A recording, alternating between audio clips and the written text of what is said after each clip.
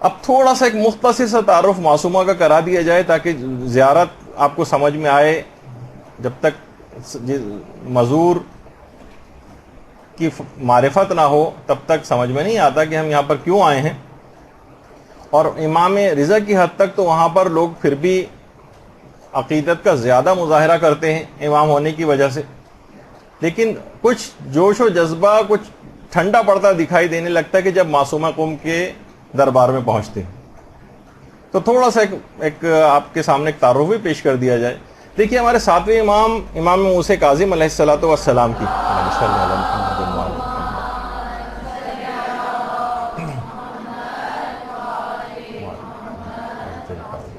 چار بیٹیاں تھیں. اچھا, چاروں کا نام امام نے فاطمہ رکھا تھا. فاطمہ کبریٰ, فاطمہ صغریٰ, فاطمہ وسطیٰ, فاطمہ اخریٰ. کبریٰ جو سب سے بڑی, صغریٰ جو چھوٹی, وسطیٰ جو درمیانی, اور اخریٰ جو سب سے آخر والی.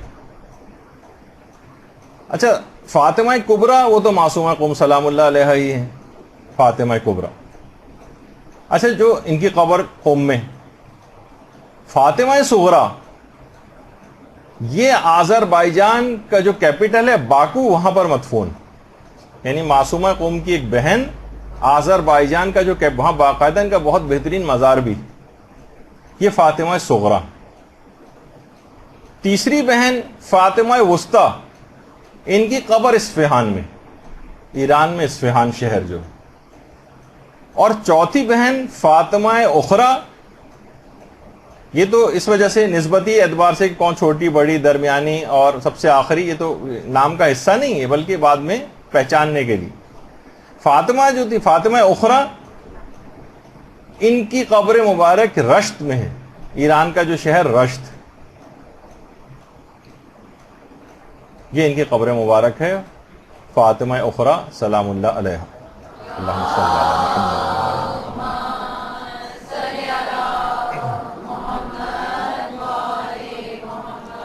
اچھا, بہنوں کی بڑی خواہش نہیں ہوتی کہ ساری بہنیں ہم ساتھ رہیں. کیسے ایسے مظالم ہوئے تھے کہ ساری بہنیں بھی سب ایک دوسرے سے جدا ہو گئیں, اور کہاں کہاں جا کر انہوں نے انتقال کیا اور شہادتیں پائیں. تو یہ اس زمانے کے مظالم, یہ صرف آج کل کے دور کے اعتبار سے صاحبان ایمان پریشان ہو جاتے ہیں, لیکن اس زمانے کے اعتبار سے بھی اگر آپ دیکھیں تو کتنے مظالم ہوئے کہ سب بہنیں الگ الگ شہروں کے اندر جدا ہو گئیں اور وہیں پر ہی پھر مدفون ہوئیں. اور اس لحاظ سے اگر آپ دیکھیں کہ یہ جو شہزادی معصومہ ہیں 173 ہجری میں مدینے میں پیدا ہوئی ہیں, اور فقط 28 سال کی مختصر سی زندگی میں قم میں شہادت پائی ہے اور وہیں پر مدفون ہو گئی. اچھا, جب باپ شہید ہو گئے, 5 سال کی عمر تھی معصومہ کی کہ باپ بھی شہید ہو گئے, اور اس کے بعد ہارون کی موت کے بعد مامون نے بھی وہی ظالمانہ روش اپنے باپ کی قائم رکھی اور زبردستی امام رضا کو خراسان جو ہے طلب کیا, جس کا پچھلی دفعہ ہم نے حوالہ دیا تھا. 1 سال تک تو بہت تڑپ تڑپ کر انتظار کیا ہے معصومہ نے بھائی کی جدائی کا. مدینے سے خراسان امام کو لے جایا گیا تھا. 1 سال تک تو انتظار کرتی رہیں کہ شاید بھائی اب واپس آ جائیں, اب آ جائیں, لیکن جب آنے کی کوئی امید باقی نہ رہی تو جدائی برداشت نہ ہو سکی اور خود خراسان کا رخ کیا, اور اپنے بھائیوں اور بھتیجوں کے ساتھ, 5 تو بھائی تھے اور بھتیجے ملا کر 23 افراد بنتے تھے. ساوا جو قوم کے قریبی ایک جگہ ہے, جب وہاں پر یہ قافلہ پہنچا ہے تو دشمنان اہل بیت نے حکومتی کارندوں کے ساتھ مل کر اس قافلے کے اوپر حملہ کیا باقاعدہ, اور معمولی سی ایک جنگ ہوئی جس کے اندر یہ سارے کے سارے بھائی اور بھتیجے شہید ہو گئے. سارے بھائی قتل کر دیے گئے, سارے بھتیجے مار دیے گئے. اتنا شدید صدمہ ہوا معصومہ قوم کو کہ بیمار پڑ گئیں, اور اس کے بعد لوگوں سے کہا کہ مجھے قوم لے چلو. میں نے اپنے بابا سے سنا ہے کہ قوم ہمارے شیعوں کا مرکز ہے, مجھے وہاں لے کے چلو. بہرحال قوم کے افراد کو پتہ چلا کہ معصومہ قوم تشریف لا رہی ہیں, تو بزرگان قوم کو جب اطلاع ملی تو فوراً دوڑتے ہوئے سارے کے سارے والہانہ طور پر استقبال کے لیے آئے اور خوشی سے بے حال ہو گئے اہل قوم. اور موسیٰ ابن خزرج اشعری جو ایک وہاں کے ایک بہت بزرگ تھے، اہل قوم میں سے بزرگوں میں شمار ہوتے تھے، باقاعدہ آئے ہیں اور معصومہ قوم کے اونٹ کی مہار تھام کر شہر قوم کے اندر داخل ہوئے۔ انہی کے گھر پر معصومہ قوم نے قیام بھی کیا، اور باقاعدہ ایران کے اندر اس کے جو ویژول کچھ پلیز وغیرہ بنائے جاتے ہیں، اس میں اس پورے واقعے کو نمایاں طور پر وہ لوگ اس کو بناتے ہیں اور لوگوں کے سامنے پیش کرتے ہیں۔ 17 دن تک معصومہ قوم میں رہی ہیں اس کے بعد، اور اسی بیماری کی حالت میں، شدید ترین بیماری تھی، دن و رات عبادت میں مصروف رہتی تھیں اور اللہ سے اسی طرح سے راز و نیاز کرتی تھیں، جس کی وجہ سے ان کا ایک لقب بھی ہے مریم آل محمد۔ جس طرح سے حضرت مریم عبادت کیا کرتی تھی، اسی طریقے سے معصومہ قوم کی عبادت بھی۔ کم عمری ہی میں اس طرح سے پھر 17 روز صرف قوم کے اندر رہی ہیں، اور اسی 17 روز کے بعد قوم کے اندر شہادت پائی ہے، انتقال ہوا ہے۔ البتہ ہمارے علماء میں سے جعفر مرتضی عاملی نے باقاعدہ کتاب لکھی ہے، جس میں انہوں نے یہ بات بیان کی ہے کہ اور رجحان اپنا اس پہ ظاہر کیا کہ معصومہ قوم سلام اللہ علیہ وہ ان کو ایک عورت نے زہر دے کر شہید کیا۔ البتہ انتقال کی بھی روایتیں ہیں، بیماری کے باعث اور صدمات کے باعث، اور ایک روایت یہ بھی ہے کہ وہ زہر جفا کے ہاتھوں شہید ہوئیں۔ 17 روز تک موسیٰ بن خزرج اشعری کے گھر کے اندر ہی قیام کیا تھا، اور وہاں آج بھی اب وہ گھر جو ہے ایک مدرسہ وہاں پر ہے، اس کا نام ہے مدرسہ سیدہ۔ اس میں باقاعدہ ایک عبادت گاہ بھی ہے کہ جہاں پر معصومہ قوم عبادت کیا کرتی تھی، اور اس جگہ کا نام بیت النور، لیکن بہرحال ایک مدرسے کے اندر ہے۔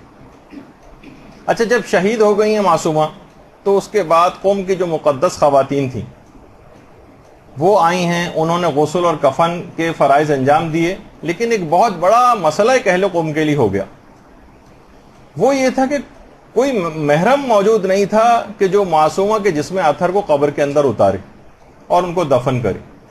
سارے اہل قوم شدید پریشان تھے کہ اس موقع پر کیا کریں، اور ایک انتہائی متقی و پرہیزگار ایک بزرگ کا اہتمام کیا گیا جن کا نام قادر تھا۔ کہا کہ ان کا انتخاب کرتے ہیں۔ قادر خود بہت گھبرائے ہوئے تھے، کیسے معصومہ قوم کو کہ جسم اطہر کو قبر کے اندر اتارے۔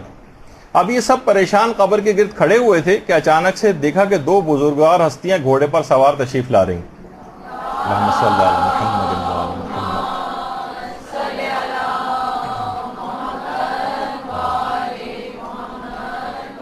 بہت پروقار انداز میں تشریف لا رہی ہیں۔ انہی دونوں بزرگوار، مجمع کے اوپر سناٹا چھایا ہوا ہے، ان 2 بزرگوار آئے، انہوں نے آ کر اس پر نماز پڑھی جنازے پر، اور پھر اس کے بعد قبر کے اندر اترے اور ریحانہ رسول کے جسم اطہر کو قبر کے اندر دفنایا، اور کوئی بھی بات کیے بغیر واپس لوٹ گئے۔ باقاعدہ تاریخ قوم کے اندر یہ پورا واقعہ موجود ہے۔ آیت اللہ فاضل لنکرانی فرماتے ہیں کہ بعید نہیں ہے کہ یہ 2 شخصیات ہمارے 8ویں امام علی رضا اور امام محمد تقی علیہ الصلوۃ والسلام۔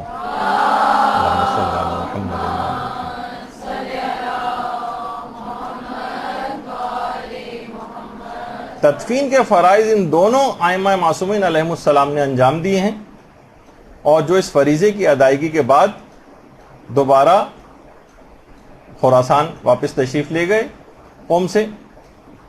تو دفن کے بعد قبر کے اوپر اہل قوم نے باقاعدہ بوریے کا ایک سائبان پہلے بچھایا اس پر سائے کے لیے، اور سالوں کے بعد جب ہمارے امام محمد تقی علیہ الصلوۃ والسلام کی بیٹی زینب یہاں سے گزری، اللہم صلی علی محمد وعلی محمد،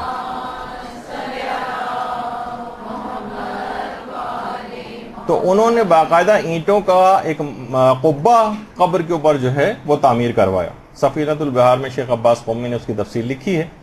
اس کے بعد پھر یہ جو معصومہ کا جو حرم ہے، اس کے بعد یہ زیارت گاہ جو ہے وہ قرار پایا، اور آج تک بے تحاشا کرامات ان کے روضے سے صادر ہوتی ہیں۔ اچھا، آپ یہ دیکھیں کہ اتنی ایسی شخصیت ہے معصومہ کی، ایسا مقام اور قدر اور منزلت ہے کہ بڑے بڑے علماء اور فقہا یہاں پر آتے ہیں، اور اپنے عقیدت کا اظہار کرتے ہیں. یہ آیت اللہ صافی گل پائیگانی ہیں. قبر کی صفائی کے لیے، گرد و غبار کو صاف کرنے کے لیے بڑے بڑے مراجع یہاں پر آتے ہیں.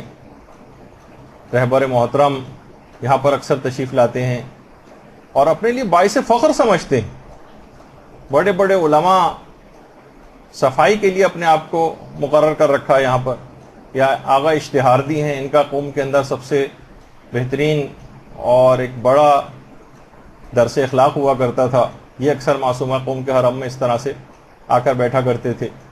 بڑے بڑے مراجع اس میں جو ہے ناصر مکارم شیرازی بھی ہیں اور آیت اللہ جعفر سبحانی ہیں، آ کر تلاوت قرآن کرتے ہیں. باقاعدہ ایک دن مقرر ہے کہ علماء صفائی کے لیے اپنے لیے مقرر کر رکھا ہے دن، کہ جھاڑو اور یہ تمام چیزیں اور ڈسٹر ان سب سے پوری سارے کے سارے علماء آ کر ان فرائض کو انجام دیتے ہیں اور اپنے لیے باعث شرف اور باعث افتخار سمجھتے ہیں.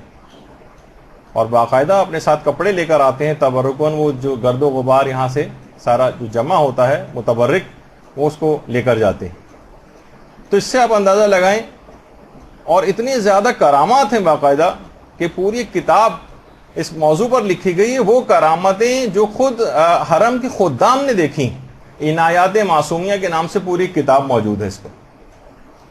اور کیوں نہ ہو، کیونکہ ایسی صفات اور ایسی کمال کی شخصیت تھی معصومہ کی کہ شبیہ حضرت فاطمہ الزہرا سلام اللہ علیہا قرار پائیں.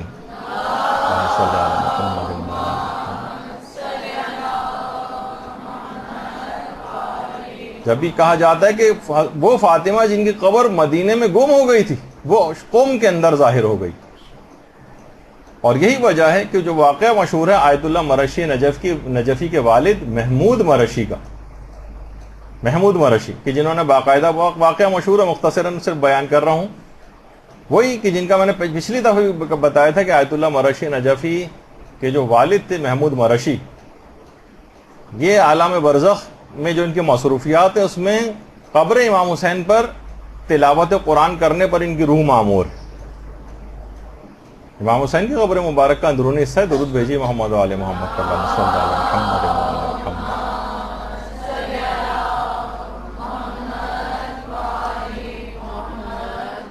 محمود مرشی نے حرم امیر المومنین میں 40 راتوں کا ایک عمل کیا تھا کہ یہ بات پتہ چلا سکیں گے حضرت زہرا کی قبر مبارک کہاں ہے. روایت دو طرح کی باتیں اس میں روایات کے اندر آئی ہیں. ایک میں تو یہ کہ امیر المومنین علیہ الصلوۃ والسلام خود خواب میں تشریف لائے. اللہم صلی علی محمد.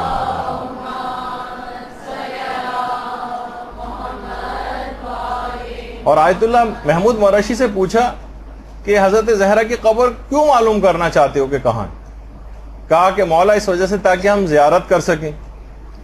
کہا کہ میں زہرا کی وصیت کو پائمال کر کے تم کو ان کی قبر کا پتہ نہیں بتا سکتا کہ ان کی قبر اصلی کہاں ہے.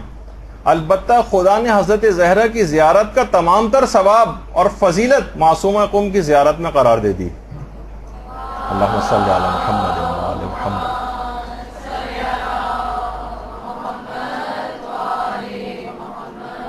اور دوسرے طریقے سے جو واقع آیا ہے اس میں کہ یہ امیر المومنین کے بجائے 5ویں اور 6ٹھے امام ان کی خدمت میں محمود مرشی جو ہے وہ حاضر ہوئے اور خواب میں ان دونوں نے پوچھا کہ تم کیوں معلوم کرنا چاہتے ہو. تو انہوں نے سارا واقعہ یہ بتایا کہ تاکہ ان کی زیارت کر سکو. تو امام نے فرمایا تمہیں کریمہ اہل بیت کا دامن تھامنا چاہیے. اچھا، واقعے کے اندر یہ ہے کہ آیت اللہ محمود مرشی یہ سمجھے کہ گویا امام کا حکم حضرت زہرا کے بارے میں ہے.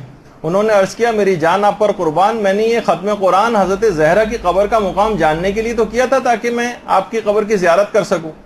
امام نے فرمایا میری بات سے مراد قم میں فاطمہ معصومہ کی قبر ہے، اور فرمایا کہ بعض مصلحتوں کی بنا پر اللہ نے ارادہ فرمایا ہے کہ فاطمہ زہرا کی قبر مخفی رہے. اس وجہ سے ذات باری نے قم میں حضرت معصومہ کی قبر کو حضرت زہرا کی قبر شریف کی جلوہ گاہ قرار دیا. تو آپ نے دیکھا کہ دوسری روایت میں 5ویں اور 6ٹھے امام سے ہے. اور امام نے اس کے اندر ایک جملہ کہا تھا علیکہ بکریمت اہل البیت، کہ تمہیں چاہیے کہ کریمہ اہل بیت کے دامن کو تھام لو، ان کی طرف رجوع کرو۔ آیت اللہ مرشی نجفی کہتے ہیں یہ تو اس زمانے میں نسبتاً اتنے بوڑھے نہیں ہوئے تھے، ان کے والد کہتے تھے کہ میں تو اب اس قابل نہیں رہا کہ نجف سے بار بار قم کی زیارت کے لیے جاؤں، تو تم میری نیابت میں معصومہ قم کی قبر کی زیارت کرو۔ آیت اللہ مرشی نجفی کہتے ہیں پھر میں قم آیا نجف سے، اور جب واپس جانا چاہتا تھا تو شیخ عبد الکریم حائری کے بہت زیادہ اصرار کی بنا پر پھر میں قم ہی میں رک گیا، اور آج فرماتے ہیں جس وقت یہ بات انہوں نے بیان کی کہ آج 60 سال ہو گئے ہیں، روزانہ معصومہ قم کی قبر کا پہلا زائر میں ہوتا ہوں۔ اللہم صلی علی محمد و علی محمد۔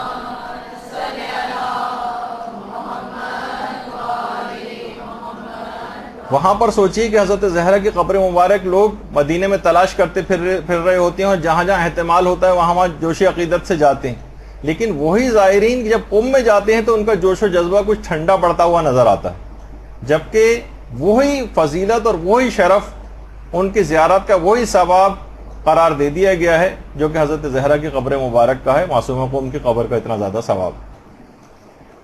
اچھا، اتنی زیادہ کرامتوں کا ظہور ہوتا ہے روضے سے کہ خود آیت اللہ عراقی فرماتے ہیں کہ میرے ہاتھ پر ورم آ گیا تھا، خود آیت اللہ عراقی نے کہا، اور میری ایسی بیماری ہو گئی تھی کہ ہاتھ کی جلد پھٹنے لگی تھی، اور اتنا میں پریشان ہو گیا تھا، تمام علاج کر کر کے پریشان ہو گیا تھا اور شفا نہیں ملتی تھی، یہاں تک کہ میں وضو سے بھی معذور ہو گیا اور تیمم کرنے لگا نمازوں کے لیے۔ پھر ایک دن میں نے توسل کیا حضرت معصومہ سے، تو مجھے الہام ہوا معصومہ کی طرف سے کہ تم دستانے پہنا کرو۔ میں نے صرف چند ہی دن دستانے پہنے تھے کہ وہ جو کبھی مرض ٹھیک ہونے کا نام نہیں لے رہا تھا، فقط چند دنوں کے اندر اندر ہی ٹھیک ہو گیا۔ اللہم صلی علی محمد۔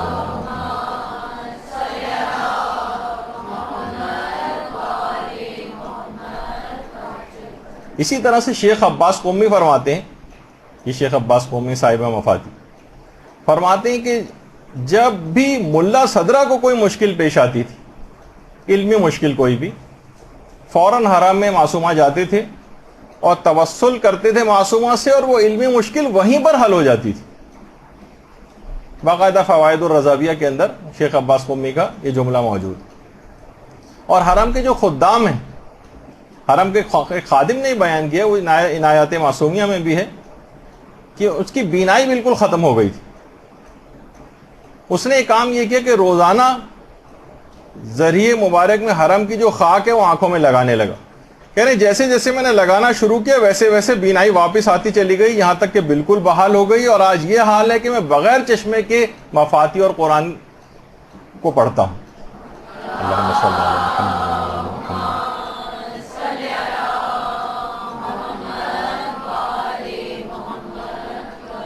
خواتین کے اعتبار سے وہاں خادمائیں ہیں، مردوں میں مرد خدام ہوتے ہیں، عورتوں میں بھی خادمائیں ہیں وہاں پر معصومہ قم کے حرم میں۔ انہوں نے بیان کیا کہ باقاعدہ ایک گونگی لڑکی زری کے پاس، جو کہ بالکل گونگی تھی، اچانک سے چیخ چیخ کر بولنے لگی، سارا مجمع ٹوٹ پڑا۔ ایران کے اندر تو دیکھیے کہ جان کے لالے پڑ جاتے ہیں اگر وہاں اس طرح کا کوئی چیز معجزہ وغیرہ ہو جائے کہ لوگ بعنوان تورک اس کے اوپر جھپٹ پڑتے ہیں، تو بہت مسئلہ اس کے ساتھ ہو جاتا ہے۔ حرم کے فوراً خادمائیں آئیں اور فوراً بحفاظت اس کو اس حجرے کے اندر پہنچا دیا کہ جہاں پر عام طور پر اس قسم کے افراد کو رکھا جاتا ہے۔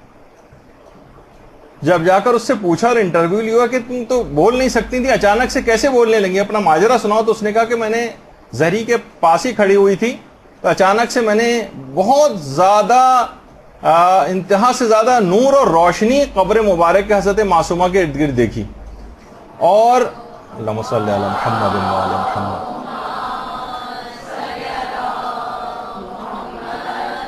اور میں نے دیکھا کہ اسی قبر مبارک کے اس نور میں سے ایک معظمہ ہیں جو مجھے دیکھ کر کہہ رہی کہ اب تم بالکل ٹھیک ہو گئی ہو، اب تم بول سکتی ہو۔ اسی وقت میں نے چیخ کر بولنا شروع کر دیا، یعنی اس کو بھی یقین نہیں آیا تھا۔ اور یہی وجہ ہے کہ آیت اللہ تقی خنساری بھی یہ بات فرماتے ہیں کہ حرم معصومہ قم ایسی جگہ ہے کہ جہاں پر امام رضا علیہ السلام بھی مداخلت نہیں کرتے، یعنی یہ مکمل طور پر معصومہ کی راجدہانی ہے یہ علاقہ. یعنی جس کو جو بھی وسیلہ بنانا ہے معصومہ قوم کو بنائے. حتیٰ کہ امام رضا بھی سفارش کے لیے قوم آتے ہیں یا معصومہ قوم سے سفارش کرتے ہیں, لیکن براہ راست قوم کے معاملات میں مداخلت نہیں کرتے. خود حجت الاسلام حیدر کاشانی جو کہ جو وہاں کی مسجد گوہر شاد ہے مشہد کی, وہ یہ فرماتے ہیں کہ عشرہ مجالس ایک دفعہ انعقاد ہوا تھا وہاں پر. تو اسی عشرے مجالس میں ایک مومنہ میرے پاس آئی اور آ کر کہنے لگی کہ میرے گھر میں 2 بیمار ہیں اور میں یہاں ان بیماروں کو لے کے براہ راست ادھر آ گئی ہوں مشہد. رستے میں بہرحال قوم بھی پڑتا تھا لیکن قوم وہ نہیں گئی, اور کہہ رہی جب میں یہاں پر آئی ہوں تو میں نے یہاں پر آ کر خواب میں امام رضا علیہ الصلوۃ والسلام کی زیارت کی.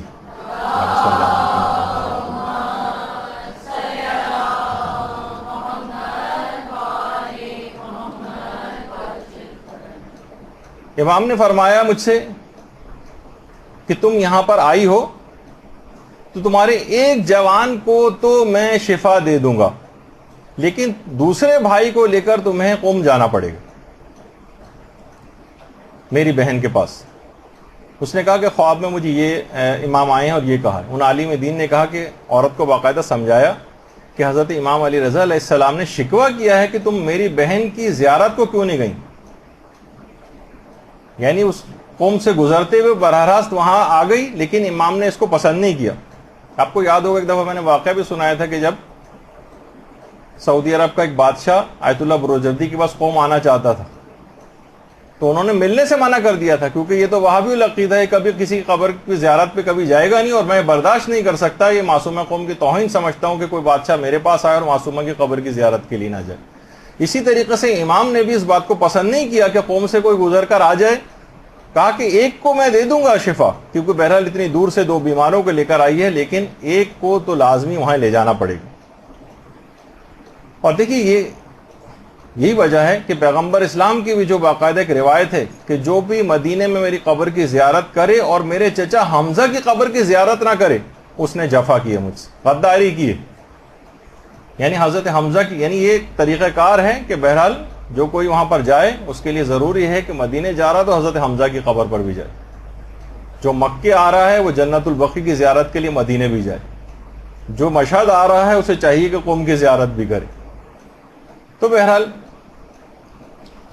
اور تقریباً ایک شخص تھا جس کے متعلق تمام کتابوں کے اندر بھی ہے کہ 3 سال سے ایک مفلوج شخص تھا. اچھا اب یہ تو خیر یہ تصویر یہ ان شخص کی نہیں ہے, بلکہ یہ آیت اللہ مہدوی کنی کی تصویر, جن کا بھی کچھ ہی عرصے پہلے انتقال بھی ہو گیا ہے. یہ کافی عرصے سے کوما کی حالت میں تھی اور حرم کے آستانہ قدس رضوی کی باقاعدہ ایک تبرکات حرم سے مس کر کے لے کر آتے ہیں بیماروں کے اوپر. تو کہتے ہیں کہ کتنے عرصے سے کوما میں تھے, بالکل بے ہوش, اور جب ان کے اوپر یہ چیز جیسے ہی وہاں سے مس کیا ہوا کپڑا ان کے اوپر ڈالا آیت اللہ مہدوی کنی پر ہاسپٹل میں, اسی وقت انہوں نے اپنی آنکھیں کھول دی تھی اور آنکھوں سے باقاعدہ آنسو بہنے لگے تھے. اس کے بعد پھر ظاہر ہے کچھ عرصے کے بعد پھر ہارٹ اٹیک ہوا اور اس کے بعد پھر دنیا فانی سے کوچ کر گئے. لیکن بہرحال یہ کہ اسی وقت یہ بہت حیران کن بات ہوئی کہ اسی وقت یہ اس طرح کا واقعہ ہوا. ہمارے ایک دوست نے تو باقاعدہ تجربہ بھی کیا تھا کہ ان کی کوئی رشتہ دار جن کے جو اسی طرح کی بالکل تقریباً موت جیسی ان کے پاس یا حالت احتضار والی یا ہارٹ بیٹ تقریباً بالکل نہ ہونے کے برابر ان کی ہو رہی تھی, اور اس وقت انہوں نے ان کے کان میں سورہ یاسین کی تلاوت جو ہے اپنے ایئر فون کے ذریعے لگا دی. تو ایک دم سے اسی وقت تیزی کے ساتھ ہارٹ بیٹ جو نمایاں ہو رہی ہوتی ہے مانیٹر کے اوپر, اسی وقت اس کے اندر تبدیلیاں نوٹ کی گئیں فوری طور پر.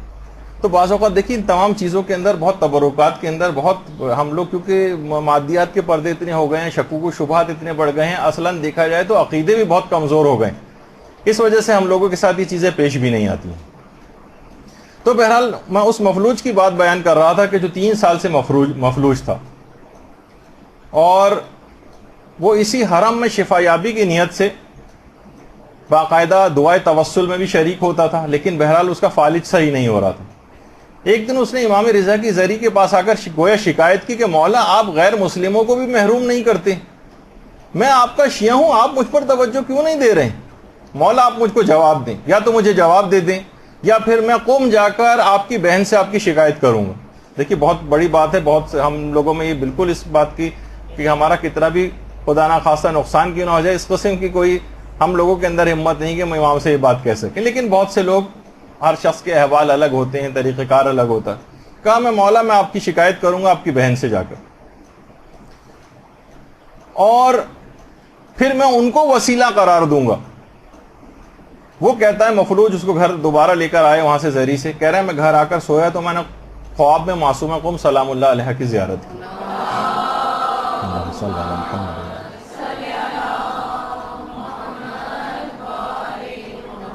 معصومہ نے مجھ سے کہا کہ تم قوم آ جاؤ میں تم کو شفا دوں گی۔ میں نے کہا کہ معصومہ آپ مجھے شفا یہیں پر دے دیں۔ معصومہ نے کہا نہیں تم کو قوم آنا پڑے گا۔ بہرحال کہنے لگا کہ میں اپنی کوششوں سے بہرحال قوم پہنچ گیا، اور وہاں میں ویل چیئر پر کمبل اوڑے زری کے قریب ہی بیٹھا سو گیا ویل چیئر پر۔ تو میں نے دیکھا کہ سبز مقنے میں سبز رنگ کا مقنا تھا، معصومہ قوم علیہ السلام اللہ علیہ ان کی میں نے زیارت کی۔ اللہم صلی علی محمد و علی محمد۔ دنوں کے اعتبار سے اس دن عید کا دن بھی تھا، اور کہا کہ تمہیں قوم آنا اللہ مبارک کرے، میں نے تم کو شفا دی ہے، اٹھ جاؤ اب تم کو کوئی بیماری نہیں۔ میں نے کہا کہ معصومہ میں مفلوجوں میں کھڑا نہیں ہو سکتا۔ معصومہ نے مٹی کے پیالے میں کوئی مشروب مجھے دیا، میں نے اس کو پیا، اسی وقت میری آنکھ کھل گئی، دیکھا کہ میں نے اپنے پاؤں میں حرکت کو محسوس کیا، اور اس کے بعد میں فوراً اچھل کر کھڑا ہو گیا۔ وہ دن عید کا دن تھا، عید کے دن معصومہ نے مجھے صحتیابی کی عیدی عطا کی، اور باقاعدہ یہ جو کرامت ہے آستان مقدسہ میں باقاعدہ اس مریض کی تصویر کے ساتھ، اس کی آڈیو کیسٹ کے ساتھ، اس میں اس نے سارا حال بیان کیا ہے، باقاعدہ وہاں پر محفوظ بھی۔ آیت اللہ سید جعفر میر عظیمی، انہوں نے باقاعدہ ایک کتاب لکھی ہے، بارگاہ فاطمہ معصومہ تجلی گاہ فاطمہ زہرا۔ روایت کے اندر بھی اس میں یہی آیا تھا نا محمود مرشی میں کہ وہ تجلی گاہ ان کی قبر کو قرار دے دیے گا حضرت زہرا کی، باقاعدہ اس پہ کتاب لکھی ہے انہوں نے، اور اس میں آیت اللہ فاضل الانکرانی کی یہ بات نقل کی ہے۔ دیکھیے آتھینٹک ذریعے سے آیت اللہ جعفر میر عظیمی نے اپنی کتاب کے اندر آیت اللہ فاضل الانکرانی کی بات لکھی ہے کہ آیت اللہ فاضل الانکرانی فرماتے ہیں کہ ایک دن میں حرم معصومہ قوم میں زیارت کے لیے گیا، اور میں نے جا کر زیارت پڑھی، اور اس کے بعد کہا کہ معصومہ مجھے آپ سے کوئی دنیاوی حاجت نہیں، فقط اتنی عنایت آپ مجھ پہ کر دیں کہ مجھے آیت تطہیر کے اسرار کا علم عطا فرما دیں۔ دیکھیے کہ ہمارے معیار بھی تو ہونا چاہیے نا کوئی دعاؤں کا۔ میں نے پچھلی مرتبہ بھی کہا تھا کہ ہم ایک لحاظ سے دعاؤں کا معیار بھی گھٹیا ہو گیا۔ بہرحال آیت تطہیر کے اسرار اور رموز مجھے عطا فرما دیجئے۔ کہہ رہے ہیں میں اس دعا کے بعد گھر گیا ہوں، اور گھر میں جانے کے بعد میں نے غور و فکر سے آیت تطہیر کے ایسے مطالب مجھے القاء ہوئے کہ اگر میں 50 سال تک بھی مطالعہ اور فکر کرتا تب بھی مجھ پر وہ مطالب روشن نہ ہوتے جو کہ معصومہ قوم سے اس توسل کے بعد مجھ کو حاصل ہوں۔ درود بھیجیں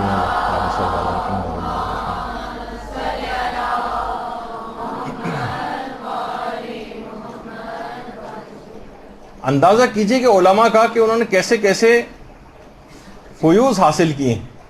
علامہ محمد حسین طباطبائی اس قدر احترام، فوق العادہ احترام، یاد ہے آپ کو امام رضا کا بھی ایسی احترام تھا ان کے دل میں، وہ کہتے تھے کہ میں دل تو میرا یہ چاہتا ہے اگر یہ منع نہ ہوتا تو میں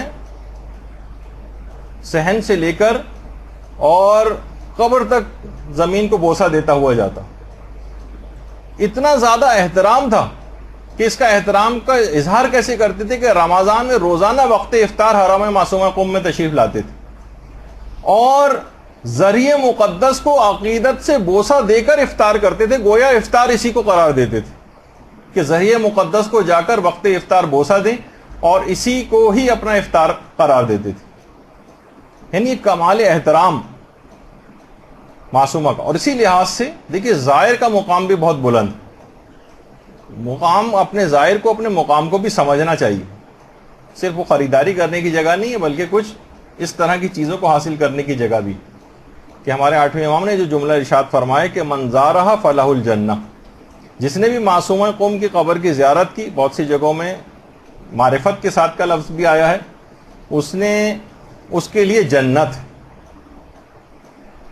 اور امام محمد تقی علیہ الصلوۃ والسلام کا جو جملہ ہے، اللہم صلی علی محمد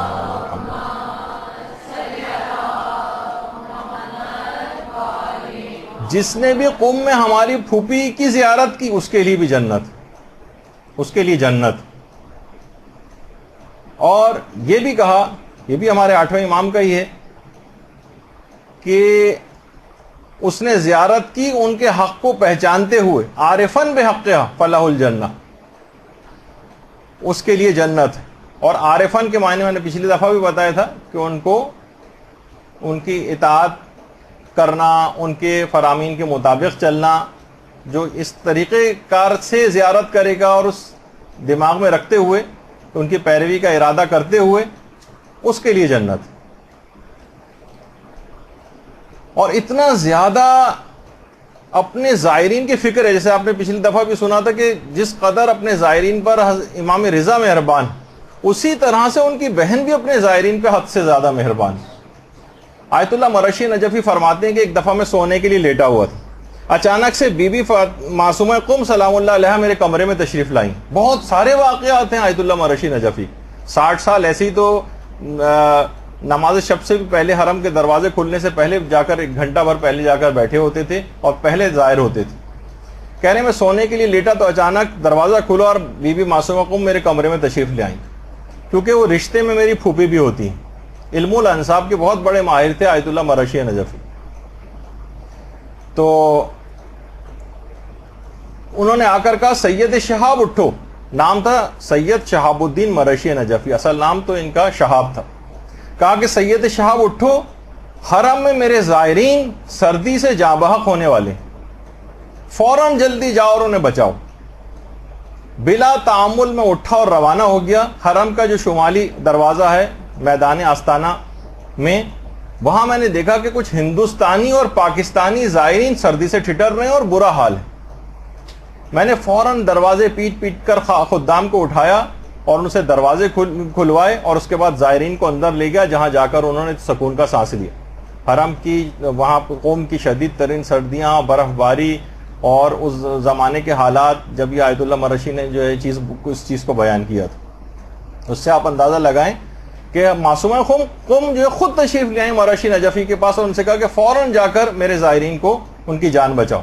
اسی طرح سے جو کتاب ودیعہ آل محمد صادق انصاری کی، اس میں انہوں نے لکھا ہے کہ مسجد امام حسن عسکری جو ہے وہاں پر قم میں، اس کے پیش امام تھے آغائے روحانی.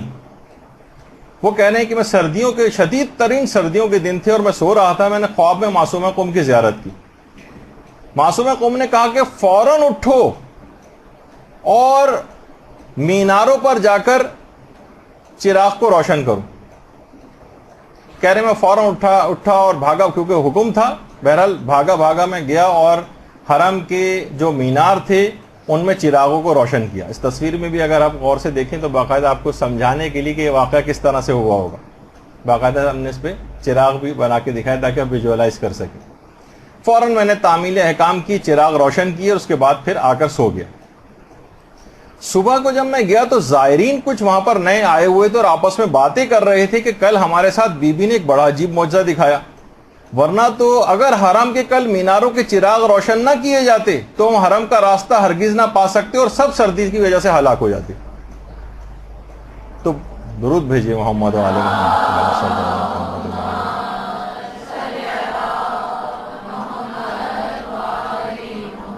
یعنی اتنا خیال زائرین کا. معصومہ قوم لگتا ہے زائرین کے لیے ہر وقت فکر مند رہتی ہیں. نہ جانے کتنے ہی واقعات اس طرح سے پیش آئے ہیں کہ جس کے اندر زائرین کے ساتھ خصوصی لطف و عنایت اور کرم. کبھی اپنی خادماؤں کو بھیجتی تھیں آیت اللہ مرشی نجفی کے پاس, کبھی خود تشریف لاتی.